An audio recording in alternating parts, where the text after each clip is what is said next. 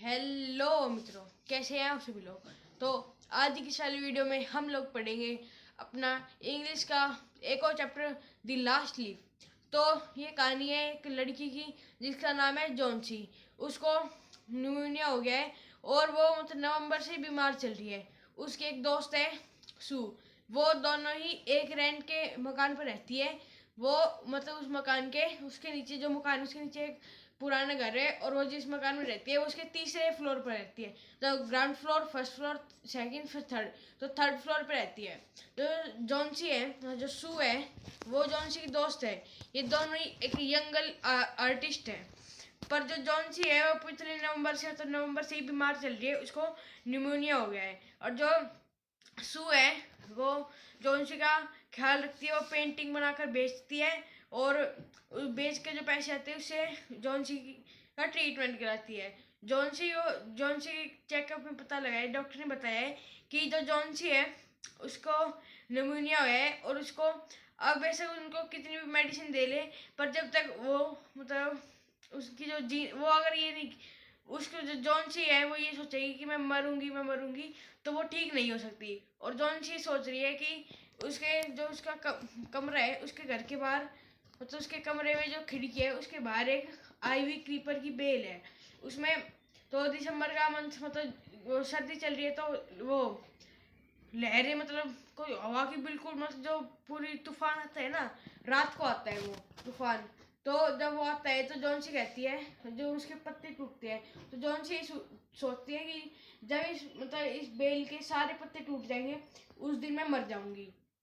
और वो पूरे दिन उस बेल को देखती रहती थी। पर जब डॉक्टर ने सू से कहा कि तुम इसका माइंड डाइवर्ट करो, तो माइंड डाइवर्ट करने के लिए जॉन सू ने अपने दोस्त का माइंड डाइवर्ट करने के लिए उसको अपने कपड़े दिखाए कि देखो मैं कैसी लग रही हूँ। फिर उसके सामने जब उसको कुछ भी फर्क नहीं पड़ा तो उसके सामने एक वो ड्राइंग बनाने लगी ताकि वो उसका ट्रीटमेंट करा सके। पर फिर वो जॉन से उसको कुछ फर्क भी नहीं पड़ा और वो बस पूरे दिन या तो सोती या फिर बाहर उस बेल को देखती। फिर जॉन से कहती है कि जिस दिन ये पत्ता गिर जाएगा उस दिन मैं मर जाऊंगी। पर सू कहती है कि तू नहीं मरेगी, तू जिएगी और तू मेरे लिए जिएगी। फिर वो जॉन्सी के लिए सूप बनाकर लाती है और जॉन्सी कहती है नहीं मैं नहीं पीऊंगी, तो मेरा पेट भरा है, नहीं मैं नहीं पीऊंगी। तो सू कहती है कि अब इस खिड़की को बंद कर दे, वो अब खिड़की के बाहर तू मत देखना, क्योंकि उसको भी टेंशन थी कि अगर ये देखेगी फिर इसका दिमाग में सिर में दर्द होने लग जाएगा। तो और वो खिड़की को बंद भी नहीं कर सकती थी क्योंकि वो उसके कमरे में ही जाकर ड्राइंग बना रही थी और उसको लाइट चाहिए थी। तो कह रही है, उसने जॉन्सी ने कहा कि ठीक है मैं खिड़की को नहीं खोलूंगी, बस बस तुम मेरे को ये बता देना जब वो लास्ट पता गिर जाए ना, अब वो बता देना। और उस दिन जो वाईवी क्रीपर का जो वो बेल थी उसमें बहुत ज्यादा पत्ते होते हैं, पर उस दिन उसमें बस 5 पत्ते थे।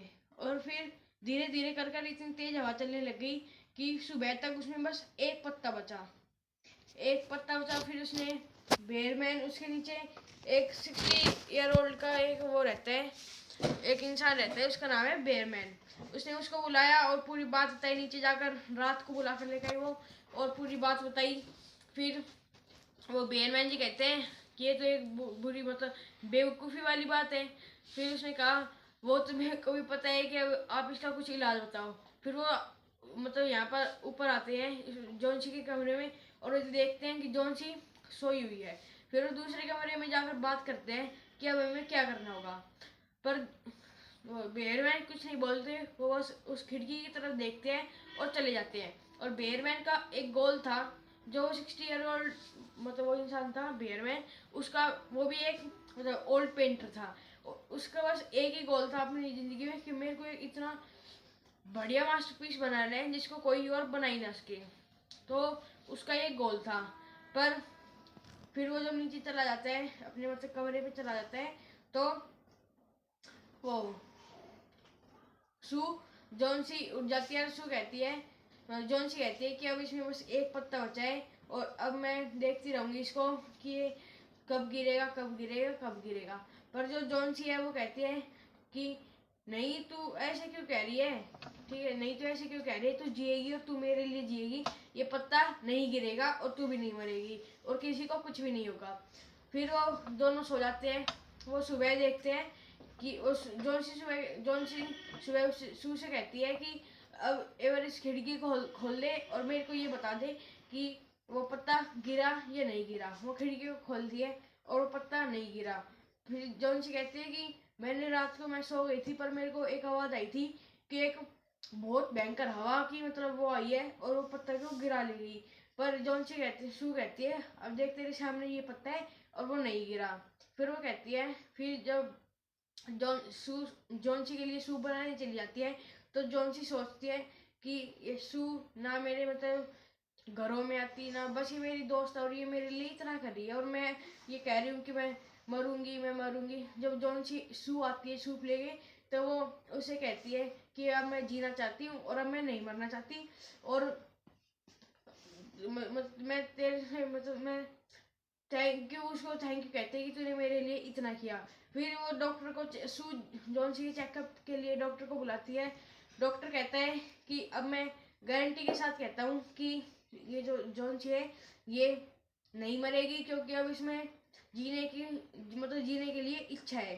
फिर वो डॉक्टर कहते हैं कि अब मेरे को नीचे भी जाना पड़ेगा क्योंकि जो बेयरमैन जी है उनको भी 2 दिनों से निमोनिया हुआ था और मुझे उसको चेकअप करना है और 2 दिन के निमोनिया में उनकी डेथ हो गई। फिर उनको बाद में पता चलता है, वो जाता है चेकअप करता है फिर दिन में खबर आती है कि उनकी डेथ हो गई। और जो मतलब उनके जो बेयरमैन के कपड़े थे वो पूरे गिले हुए थे और उनके फ्लोर पर एक ब्रश येलो पेंट और ग्रीन पेंट बिखरा हुआ था और ब्रश पड़ी थी।